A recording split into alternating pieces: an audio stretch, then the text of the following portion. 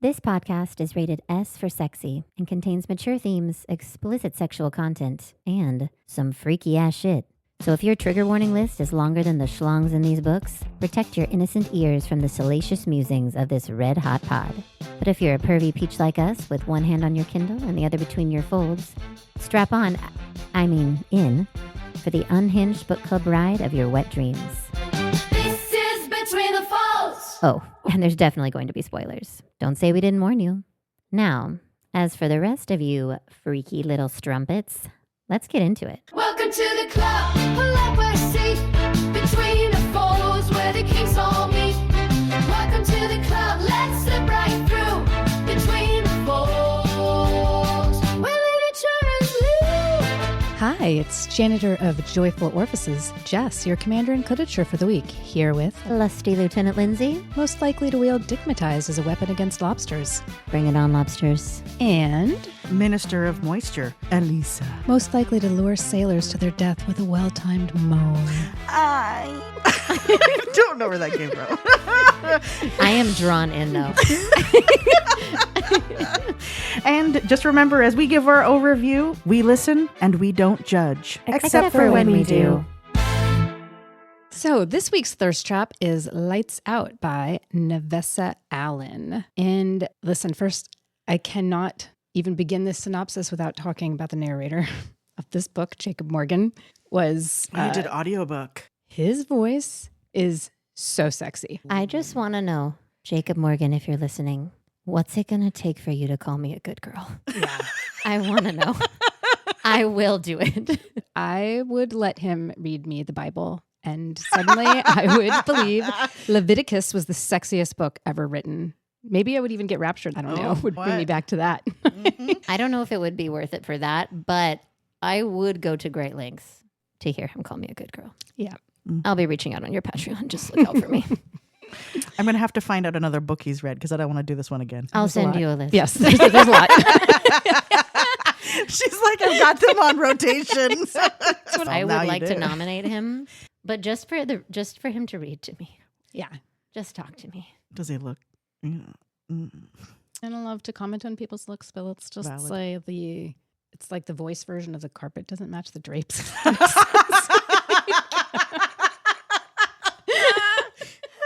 And he's in on it. Like when I went down the rabbit hole, like someone was like, why do you do audiobooks? And he was like, because I'm ugly, which he is not. He's not ugly. But I even suspect, like, if you look at his social media, it's almost like he is playing up trying to be less attractive than he but he probably actually is. Is it I would because the too. women are obsessed with you and they're after you? Like, Yeah. I could understand that. Probably. I was going to say, I would do a lot with my eyes closed. Lights out. The lights out. A little blindfold will fix a lot of issues. Oh my God. Okay. Don't listen to them, Jacob. We love you. We also Do want to not be good listen. girls. You guys are being very bad right Maybe now. we're just being bad girls right now. We're being naughty. We're so bad. They don't deserve you, Jacob. Only Yeah. say it for me. Okay, so this book is about a reclusive cyber genius with stalker tendencies and a knife kink, and his best friend's ex accidentally fall in love. They murder a rapist, and then they call in the mob for cleanup, all while Jacob Morgan's voice makes every morally gray decision sound like foreplay. We're here in modern-day Chicago, where the skyline glitters, the mob still handles problems, and apparently it's totally normal to be a nurse and a TikTok thirst trap subscriber in your downtime. So we've got Josh. He is 26. He's a sexy stalker. He's haunted by his serial killer dad, who is now in prison. He's hiding behind masks on TikTok while shirtless and twirling knives. He's deeply feral, deeply broken, deeply hot. Especially, did I mention Jacob Morgan's voice? Yes, you, me, and literally every person who reviewed this book. And then we have Allie. She's a trauma nurse. She's Italian. She's exhausted. And she's horned up enough by thirst traps to accidentally fall for her ex's roommate. She's got a mask kink and the kind of mob family connections that make bodies disappear. We've got Fred. He is I think a little tuxedo cat. Yes. Very like, good judge of Fred? character. Oh, yeah, the cat. She's like, This oh is why shit, you did I can't read the have- wrong book? This is why you can't have pets, Lindsay. So So we've got Fred the cat, who I guess is a great judge of character, and that's one of the reasons why Allie decides she can trust the stalker breaking into her house. We've got Tyler, who is Josh's best friend, the ex-boyfriend, bit of a douche, and then the mob, Uncle Nico and Cousin Junior, always ready with bleach, tarps, and plausible deniability. So Josh has been obsessed with Allie since he saw her sneaking out of Tyler's bedroom, but #brocode kept him quiet until, of course, she stumbles into his masked thirst trap account and texts Tyler asking if he's into masks. Cue Josh spiraling into obsession, Allie leaning into it, and both of them realizing voyeurism is a new love language. Things escalate from, oh shit, I'm into my stalker, to, oh shit, we killed a rapist in self-defense. And rather than call 911, they speed dial the mob. The tropes are sex stalker romance, morally gray MMC, I can talk tonight.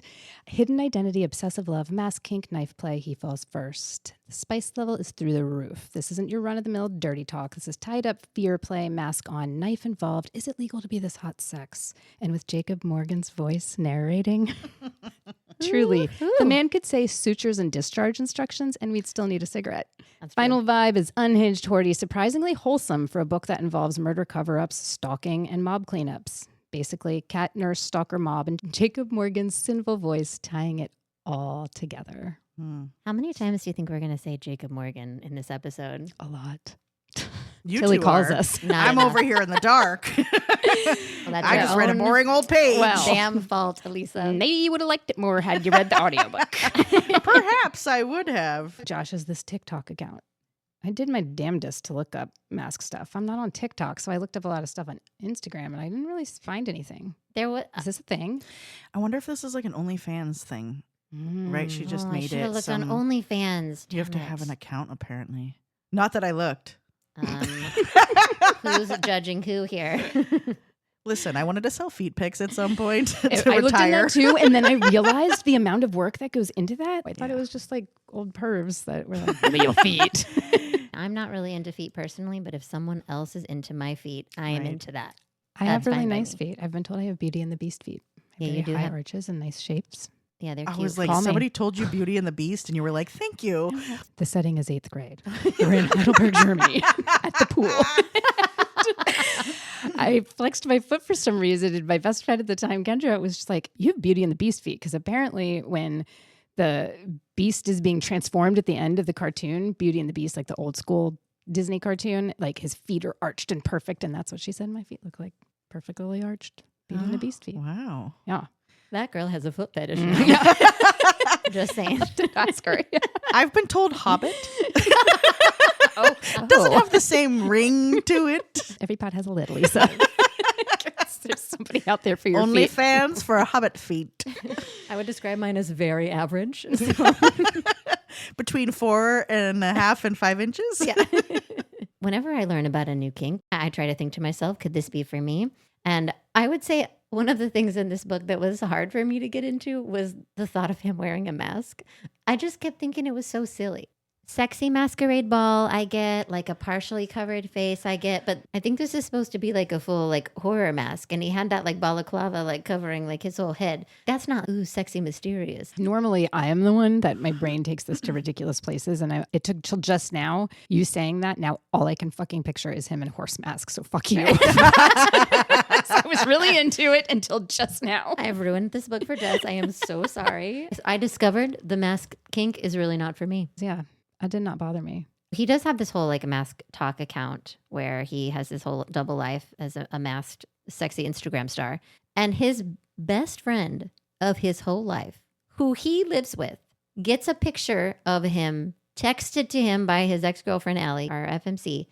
And he doesn't even recognize him. I was With just tattoos. he has Like, tattoos. he has very He distinct looks tattoos. At a picture of him, the man, they live together. They are best friends. This guy, Tyler, gave up his life essentially for him, and he doesn't even recognize. I was actually waiting for it to come up in the book where it was going to be like Tyler's like, man, I knew that was you the whole time. Like I was waiting for Tyler to be like, oh, I was wingmaning you hard this whole time, and it didn't come up, and I was actually really disappointed. One, Tyler didn't strike me as too smart. He's like He's a a gym good bro. best friend to Josh, but he also pretty self-absorbed, pretty douchey. But I did think at some point Josh is musing a little bit about I wonder if he knows. That's why I thought it was going to come Like- up. I thought there was going to be like a little one-liner from Tyler at the end to be like, bro, it's the end of the mask thing. You're not on TikTok, but as someone who is a deep appreciator of TikTok, there are some things that will pop up. Like, any of you have seen the sexy baker? Mm-hmm. Oh my Yeah. God, where There's he's a few like sexy slapping, bakers. Oh, yes, I know Yeah. exactly he's which one you're talking slapping about. the dough, and you're like, yes, please. I forgot his name, but I don't care about his name. Mm-mm. I'm gonna sexualize him hard. he has a very like boyish face. And Yes. I would let Mhm. him slap my dough also. If you're listening.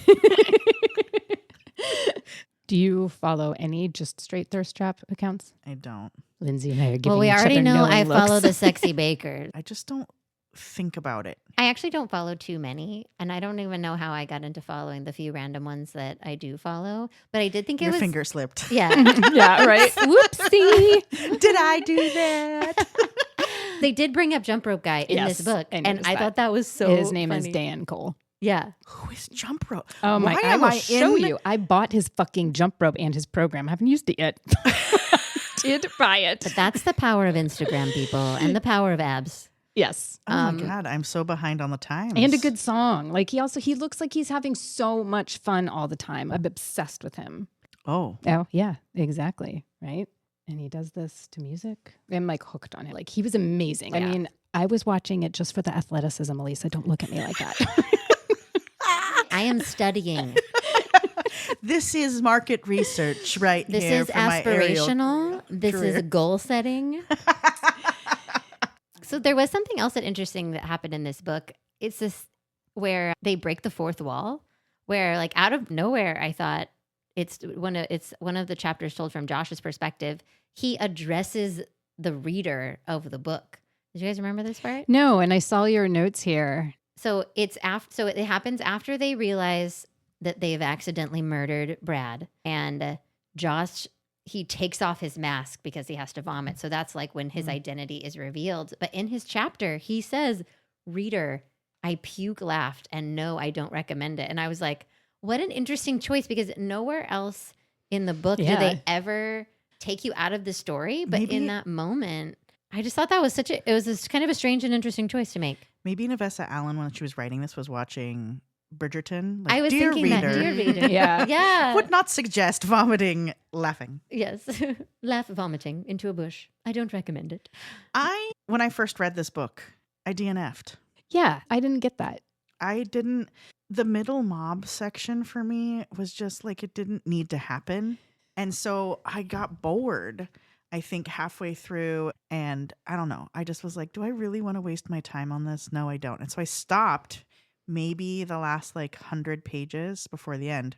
And I picked it back up to do the podcast. And I finished the rest of the book. And I'm glad I did because I got to the wood chase The scene. frolic in the woods scene. The frolic. And that was really good. I didn't reread everything because I remembered a lot, but then like I went back and touched each Yourself? of- no. But the thing that I actually really I did liked- enough for the both of us. Don't worry. I did really like the beginning when they're like playing with each other over the internet, and like that banter back and forth is like my favorite thing in the whole world. And the amount of desire that she felt, I thought Yes. that it was written really well and wasn't too fast, wasn't too slow in that beginning section. When I first read the book, I was like, Jess, you got to read the book. Yeah. And then I just stopped. I don't know why. And I almost didn't read it because you said you stopped because we typically have the similar taste. And then I think when we were traveling or something, it was downloaded. So I was like, okay, I guess I'll listen to this. What? Who is Jacob Morgan? And then your And eargasms. I was hooked. I do feel like this was the kind of the perfect Goldilocks book for us because we don't tend to have like strong differing opinions on books. Like we tend to kind of come to, I feel like, similar conclusions. But I thought this book was so interesting because Elisa, at first, you like didn't finish it. Nope. Jess was like, this was a 5-star Yeah. book for me. And I would give this a mid for me. This was a mid. It was like we had Interesting. the like, no, it was like too hot, too cold, and kind of in the middle. I will agree with you. Like it did slow up halfway through when the mob stuff started happening. It gets so boringly complicated. I was just like, oh my Jesus. It was a little weird because you spent literally 50% of the book and it's just these two, and he's stalking her with his mask. She's into it, and he's the sweetest stalker ever. If stalkers were like Right, this, I he would love it. vacuumed. Yes, and he loved the cat. There were so many. He made her a lunch fit for a 5-year-old. How cute. Yeah. He picked her up and gave her like orgasms and snacks. Sign me up, down or that. Dear Eric, Yes. what I need Yeah. in my life is Totally. orgasms He knows. and Yep. snacks, please. Homemade trail mix, a ride home after work. Mhm. But I used to be a trauma therapist, and I worked in the prison system, and I've done disaster response. Was in the military. Like, I have worked with a range of clientele, and I thought they did such a good job of explaining vicarious trauma for both of them. I was so blown away by the care they took with both of them, like her job and just how stressful and what happens when you are somebody who cares a lot about people and you are giving of yourself all of the time and you're seeing these things that makes an impact. And then the same thing with him, having grown up with this dad who was a serial killer, and the way he tortured himself wondering, like, am I going to be like my dad? So he's reclusive, he stays in all the time, and then he's into this like knife play stuff. And I just thought the dialogue in his head was so natural and so real. And I loved their banter. So many books say, oh, this book has banter. And it's literally just the FMC being like, I'm going to punch you. And him being like, ooh, I growled. It's so annoying. But this was just so real and fun and flirty, and her confusion at like, ugh, should I really like this? I think that's what kept me through. Because when I went to do the reread for this, like the mob stuff, and I remember like, when they were like running to the woods, not the sex scene, but Yeah, to get away from that was real long and drawn out. I was just Right. like, okay, we get it. Now, I did get a little agita when they were in the house. What? Agita. Did you make that up? No. It means like anxious or like you're stressed. New vocabulary unlocked. Yeah. I love it. That scene was actually really interesting because I was stressed. And so Brad is this guy that It was a shit. yes. So Allie is at work one day. This guy who's been accused of rape, and he's a serial rapist, but he is filthy rich. Kind of reminds you of something, huh? I bet he's in the Epstein files. For sure he would be. And his parents have just been covering for him. They're very wealthy, and Allie kind of stands up to him as she's stitching him up in the hospital. And then he breaks into her house that night, definitely with the intent to do her harm. He's got a whole rape murder kit in his bag. Josh had gotten up out of bed and hit him with something and then put duct tape over his face. They didn't mean to kill him, but then whoops, he did. But I thought the stress of when they were at his house and the stress of the parents coming home, I was like, I had anxiety for them. And I was like, leave. Get out. I'm like, how do I read this faster? I want you to leave. So I thought that was really good. And in general, I actually thought the writing was very like measured and well put together. And I didn't have any major issues with the writing other than I just thought that the middle of the book was so fucking long. So this is why I feel mid about this book. For me, the thing is I thought it was going to be more fucked up. I did say that. Like, because they tell the story from both perspectives, there was like no point where I was like actually worried for Allie's safety, because I knew that Josh was like a sweetie pie and he didn't actually want to hurt her. I thought we were going to get dark, and then we didn't. And I was like, he's just buys her snacks and is like trying to protect her. Like, lame. I was also thinking they're in Josh's head all the time, and they go into this thing about how he's on antipsychotics and he's like seen psychiatry his whole life and he just barely got off antipsychotics. And I was really hoping that we were going to turn this into a suspense situation where we find out that Josh is actually Dexter.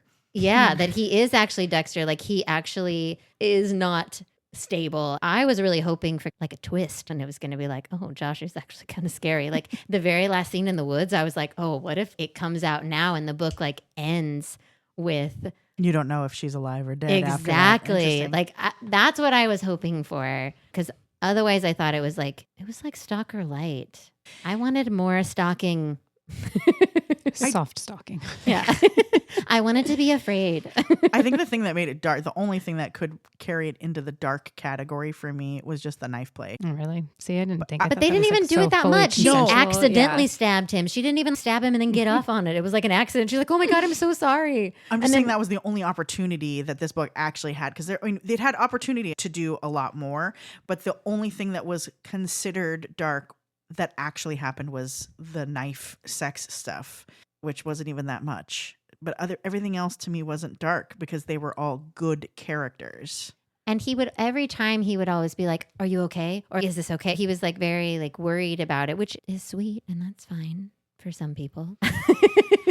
I liked how evenly matched they were. Yes. They were equally could give shit and take shit at the same time, metaphorically Yeah, it's speaking. like maybe ew. There was no shit play in this book. Definitely have a hard line at that.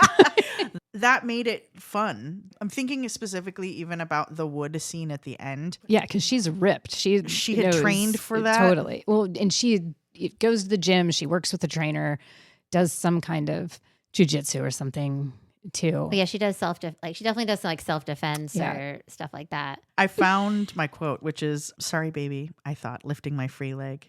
This is Allie. Josh's beautiful brown eyes flashed wide when he realized I was about to kick him in the chest. I pistoned my foot forward, but he released me and rolled me sideways just in time to dodge the blow. I spun the other way and surged to my feet. That she was like, no, we're going to play. I'm going to go for this and not be a little bitch. Same, like the very first sex scene is when he's like monitoring her at work. So he knows she's had a rough day and it's like a snowstorm or something. So he comes in, he's like Ubers to her work, and then he shows up in her car and he's sitting there like with his mask on. He's got his snacks. He's got snacks for her. And she's like freaking out because this is the first time they meet in person. And she's like, I'm not getting in this fucking car. And he's like, well, I've got this knife here for you. You can keep this knife on me to make sure you're safe. And so he's driving. She's in the passenger seat. She's holding this knife on him. And he keeps kind of placating her, like trying to make sure, like, yes, I know this is weird, but look, you've got this knife on me. I'm going to make this like as safe as possible for you. And then she takes charge and starts undoing his pants and stimulating him. And she says to him, all of this time, you've been trying to reassure me that I'm safe with you. But did you ever stop to consider whether you're safe with me? And then she fucking blew him. And I loved it. And I loved when she said, just so you know, this is for me. And he was like, well, it feels like it's for me. And she's like, nope. I actually really thought that the sex scenes were very well done. And I think that they, for as many books as we read, I think that these are like the most charged. Yeah. Their chemistry was Yeah. insane. Holiday for Six was just like a smorgasbord, but this was tension done very, very Yes. well by two equally powerful characters. Yes. And I think that was really unusual in all of the books that we've read. And funny. They were so funny Yeah. together. I think that the banter was really good. Their kind of like little jokes back and forth were really fun. It definitely kept it light. Yeah. But there were a lot of lines that were really funny. So there was this one scene, and I thought it was really funny. So this is after they've murdered Brad. I wouldn't say they murdered him. Okay, where they accidentally killed Brad. They soft killed him. Yeah, they passively He had it killed him. coming. They did. It's true. And Allie's talking about Josh, and she says he was like a soft dom, sweet in the streets and mean in the sheets, but mean in the best way.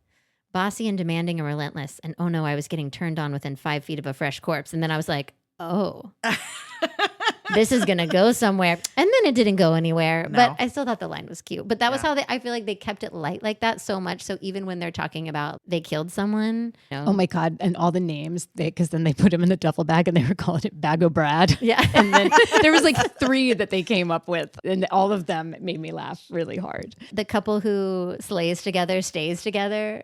It was really cute and it was charming. My favorite line that broke me. There's 2. I wasn't lying in my comments.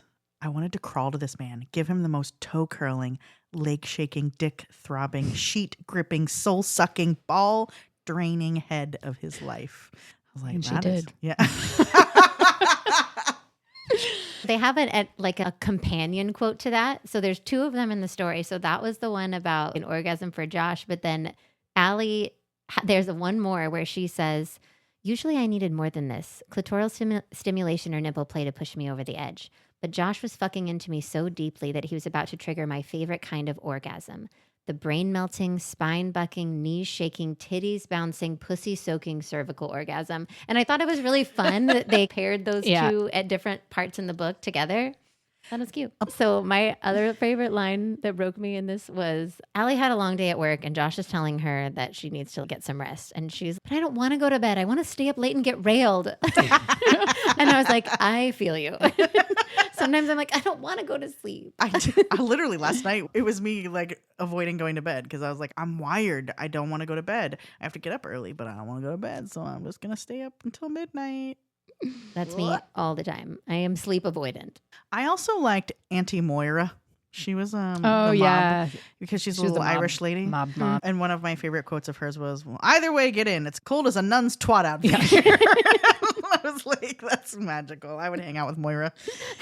The voyeurism Yes. was very fun in this book. I enjoyed that as well. Also because she was like, stop fucking doing it. And then she cuts the camera feed and then he's still listening to her on the laptop. And then she figures it out and she's, God damn it. The other like super hot quote for me was when he was watching her masturbate with the big giant dildo and he came over and banged down the door and then came in the bedroom. I got goosebumps just thinking about this. And then he grabbed her by the throat and she was like really into it. And then he just said, are we doing this? I was like, oh my God, Jacob Morgan.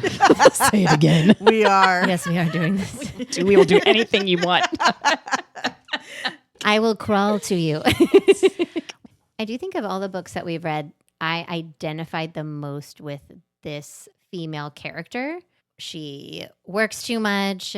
She dedicates her whole life to her job. She feels like she's trying to like make up for something. She feels this like obligation to do this work. It's always short staffed. You feel guilty if you're not there, if you call out sick, if you take a break. I could feel that in a lot in myself with her.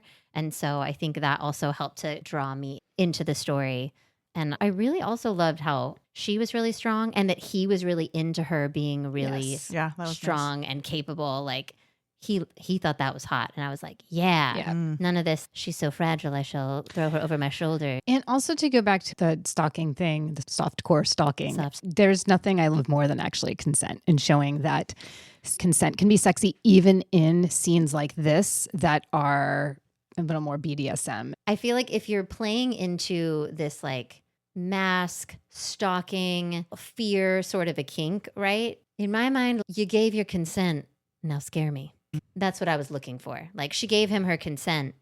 Now I want to see her question whether or not that was a good idea. Do you know what I mean? Have there be like the actual scare moment. There was a Yeah. couple of times she did that, but I didn't believe her. Exactly. And I Like- think it's because we had Josh's perspective. We're like going back and forth between the two of them. We know the whole time she's into it. And we know the whole time he's like, am I a crazy person like my dad? Am I going to kill this cat? And he's like, no, this cat's so sweet. I'm going to give it a little pat on its head. We never get to like lean into like whether or not he might actually be dangerous. I think it could have been a fun psychological thriller element to add to this story and keep it more in like the dark romance category in the woods. I You love know? the way you Also- ended it, Navessa Allen. Don't change a thing. Was I the only one who thought that the wood scene reminded me of Twilight a little? Like they're romping through the forest. Now, granted, there's a little heightened element of. Never once thought about Twilight. I literally, all I could picture was Edward and Bella running through the God, fields no. and him sparkling. That is mean.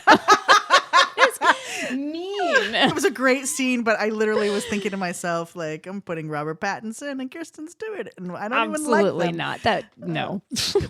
We've both Okay, now well. ruined the book for her. You brought in Twilight and I I'm brought done in with the podcast. mask. No more.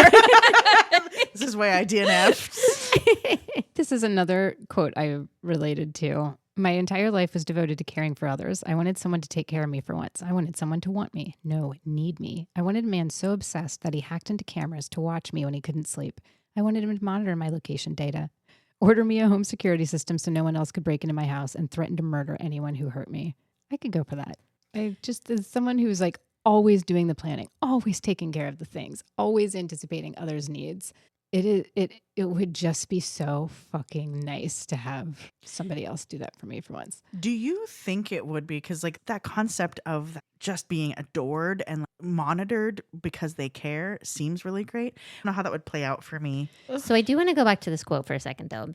I didn't relate to it, or I have adapted to reject that concept because if I'm thinking about Allie and I'm thinking about myself and her character, she created this life of people who need her. They're short-staffed at work. She's always having to work late. She's staying past her shift because there's not enough people, and she's working out her own trauma, the loss of her mom. And then she's trying to recreate that with her partner. To me, I see that as this is an unhealthy cycle that you've created for yourself. I don't want someone to be that obsessed with me. That sounds like I'm going to be too overwhelmed. If I think about this in practical terms, I could see it the opposite direction, which is in a work environment, everybody needs you, but there's not a lot of reciprocal nature in that, right? Like you're in her situation, you're giving and giving and giving.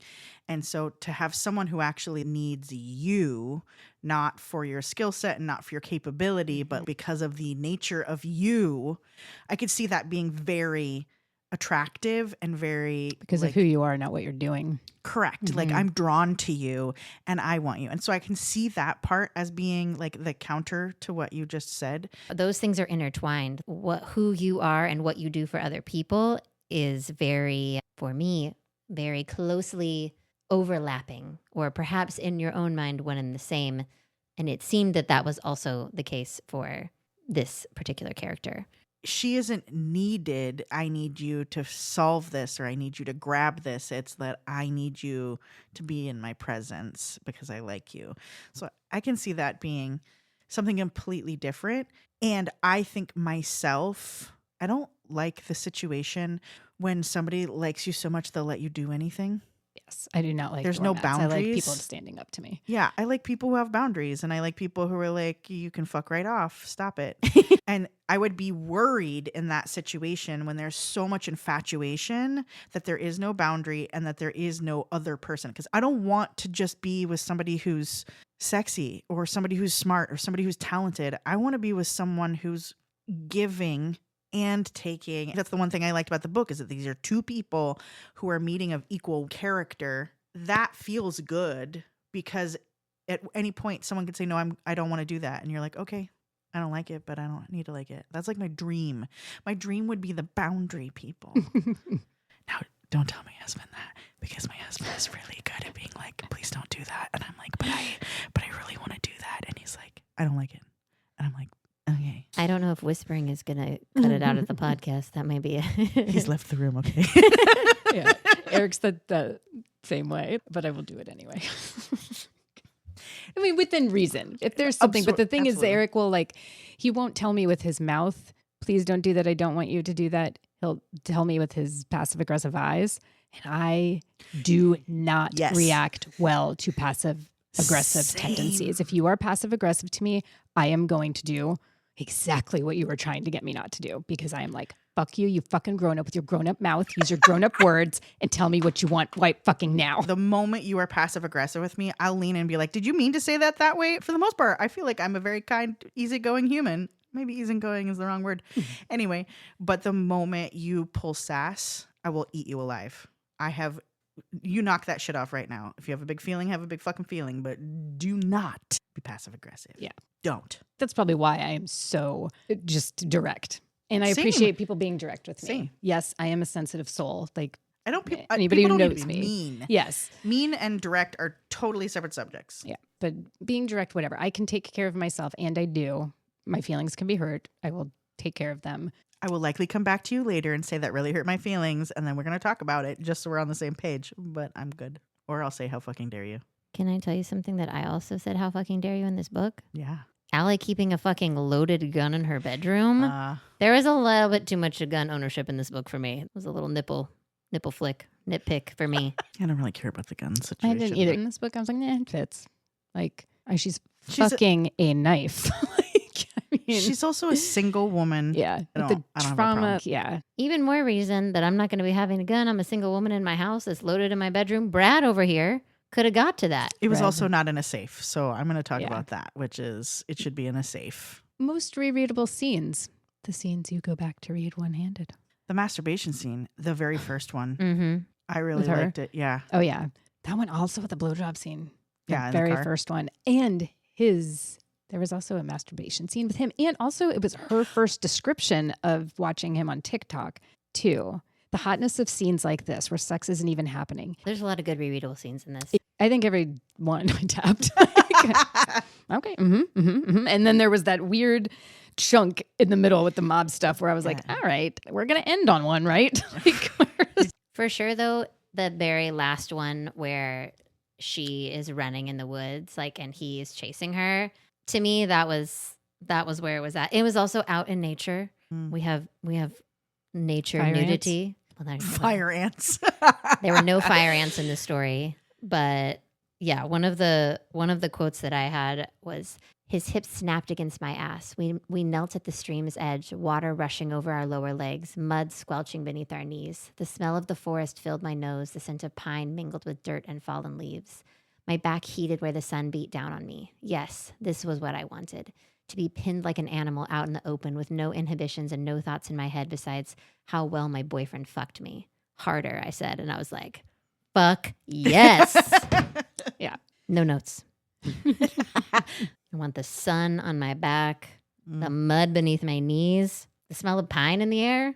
Ugh, go on. Let's do some half-cocked internet research because I usually didn't have, surprisingly, that much for this one. I definitely tried to look up mask accounts as we... Mass talk was the only thing that I got half cocked about. I do think Nevessa Allen's story is pretty interesting. She's written several other books, and then she was just joking around on TikTok and did something where it's like, okay, hear me out. And she just quickly gave, oh, what about this book? And then people freaked out about the book. And so she wrote it in something like 90 days. I don't know if 90 days is how long it takes to write a book. I know nothing about book writing. If that's long, if that's short, it seemed impressive to me. That seems quite but short. she did like a very rapid turnaround.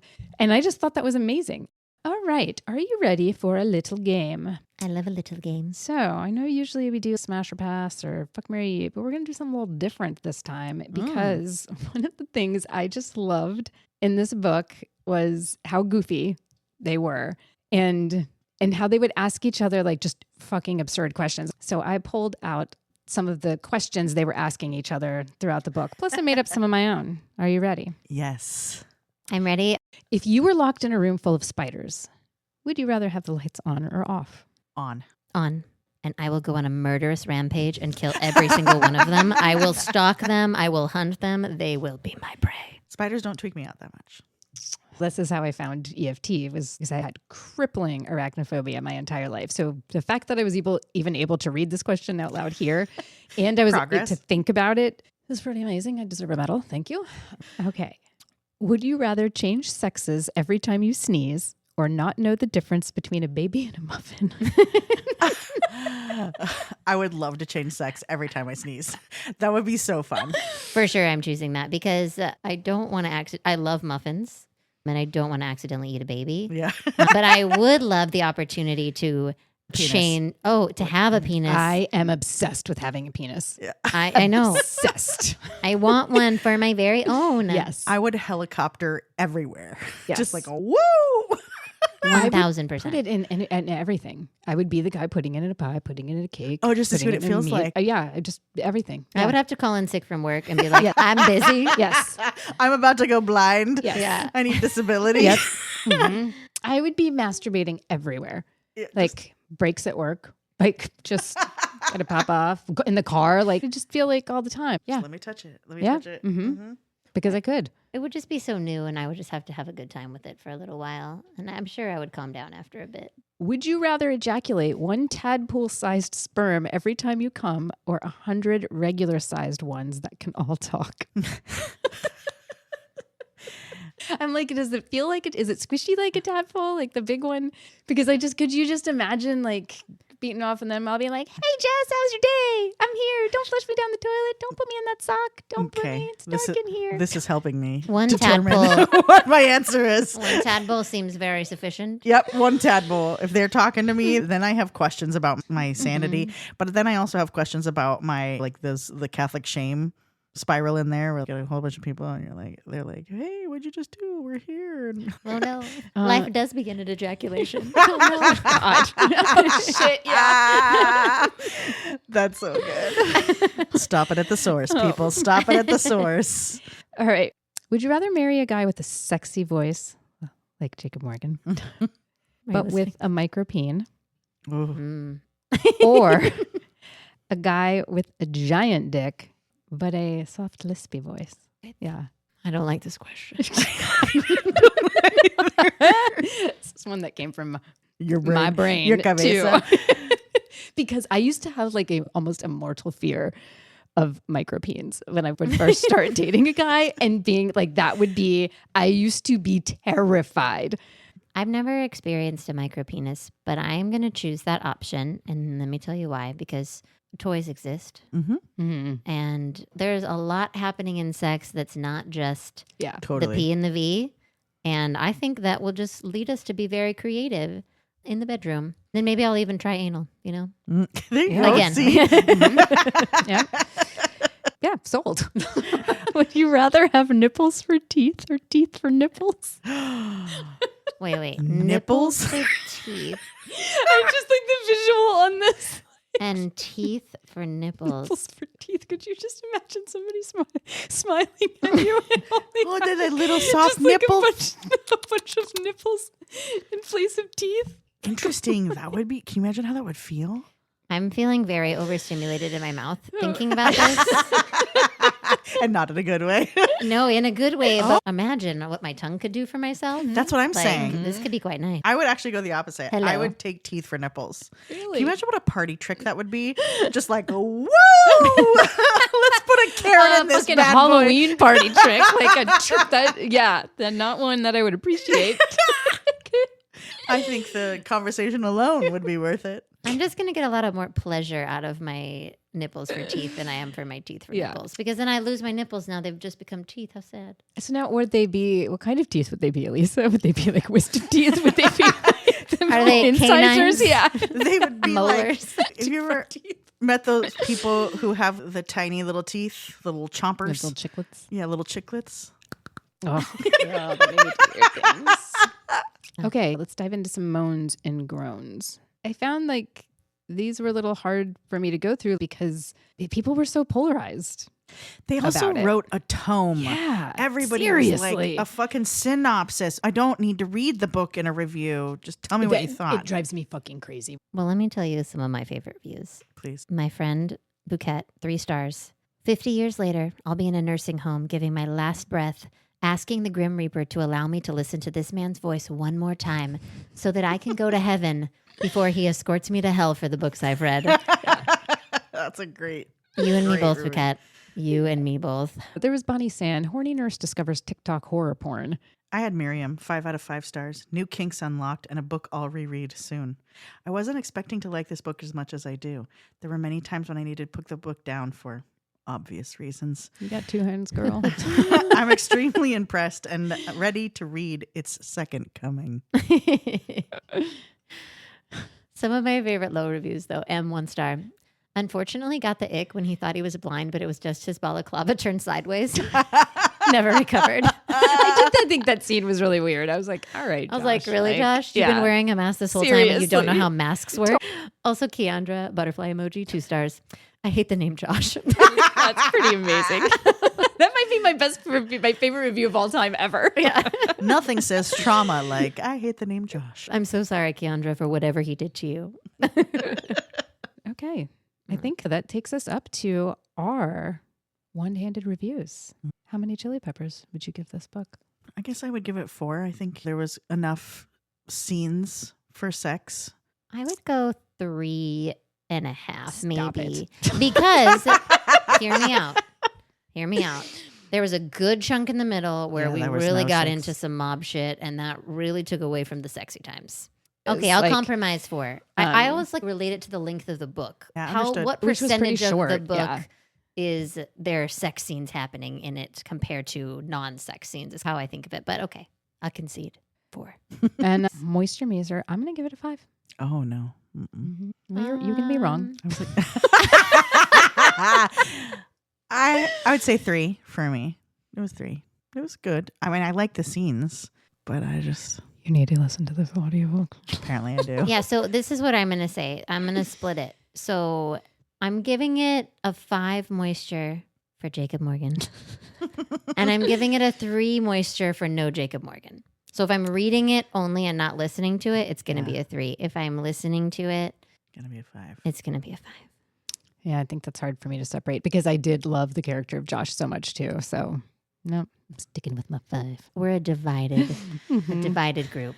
It's okay. I'll hold down the non-Jacob Morgan section, and you guys can hold down the Jacob Morgan section. We'll just have a split vote. Great, that's fair. Perfect. So what's on our nightstand for next week? Ooh, next week we are going with some human sex in the sports ball world with Pucking Wild. I think that is about hockey. If anybody's never read Pucking Around, I did not read the story. I just Googled the sex bits, and it was very good. So Pucking I'm Around, interested in this I one. read all of it, and it was fantastic. And this is the second book in the series. We hope you enjoyed this as much as we did, and don't forget to send us your unhinged recommendations for reads. Just slide into our DMs on Instagram and give us your smutty suggestions. Or, for more information, past episodes, and all the juicy details, visit our website at betweenthefoldspodcast.com. And until next time, we'll see you between the folds. Bye. Bye. Welcome to the club, pull up a seat between the folds where the kinks all meet. Welcome to the club, let's slip right through between the folds where literature is